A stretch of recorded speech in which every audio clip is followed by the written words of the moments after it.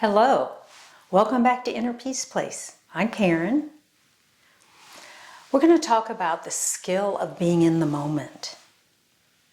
That's a very broad topic actually, but for this video, let's talk about it in relationship to being stable in knowing your energy, understanding that all the energy in the room isn't yours, and not allowing yourself to be swept away with an in-the-moment type of energy. Now, being swept away, what I mean for that is, are you able to be in this moment, a strong connection to what you know to be your truth, and not allow yourself to be swayed into a truth that it really isn't yours, but there's a momentum behind it. Momentum, the momentum of opinions, a momentum of pain, painful feelings, painful memories that other people might have, a momentum of fear, a fear of something being different, a fear of something going down the river the wrong way. So in order to say, I am in this moment, it needs to be a pure moment, yours. Now obviously you want to know about the momentums going on around you, but focus on being strong enough that you and I can withstand the nuances that might influence us in a way that we don't appreciate. I had this happen this morning. A friend texted me and immediately my bliss went out the window. And at least I had the wherewithal to go, wait a minute, well, I was feeling just fine a moment ago. What's different now? And what happened was I allowed the fear thoughts of that text that were embedded in the text become part of me. It actually attached to some personality self-issues that I've had in the past. So by standing and going, wait, slow down, I was able to understand myself better and my response to the energy of those words. Don't assume, please, that moment-to-moment awareness or moment-to-moment stillness is not able to be interrupted, because it can be. Because your personality self-habits are to grab onto things that have a little bit of action behind them. And that's exactly what happened to me. I allowed those fear thoughts that I could identify with in that text message to overcome my peace and calm. And by doing that, I did step back into personality self-habit. Treat it as a teacher, and that's what I've done. I don't have those feelings anymore, but I had to stop and identify them.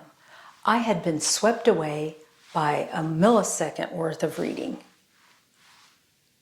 And I suddenly could feel the fear, the pain, the anguish, and all of these things that were surrounded in what that other person had observed. You see, I'm not involved in that physically, but energetically, we're all connected. And so what happened was I opened myself up to allow my past to identify with something in that text.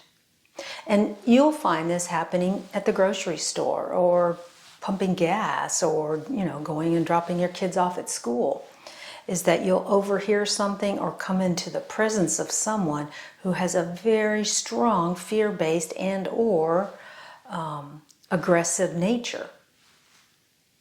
And it's not that that's who you are at that moment. It's something that's being triggered in your past. And it has come to the forefront of your energy flow. Identify it as quickly as you can. It's not that you need to cure anything. All you're doing, first step, is saying, oh, that is different. I wasn't there a few moments ago. So that's a good step to have. And then if you have the time and the wherewithal, take a deep breath and relax.